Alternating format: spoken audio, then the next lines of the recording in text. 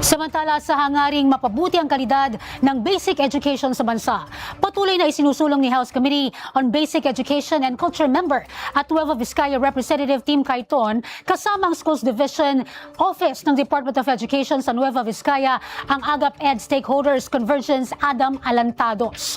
Layo ng programa na palakasin ang pakikipag-ugnayan ng DepEd at ng iba't ibang stakeholders upang mapaigting ang suporta sa mga mag-aaral at mga guro sa lalawigan.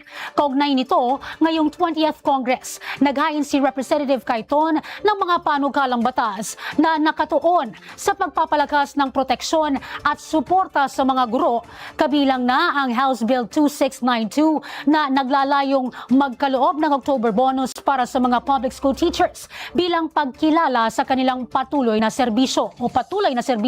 Isinusulong din ang House Bill 5060 na tumututok sa suporta at proteksyon para sa mga guro at school personnel.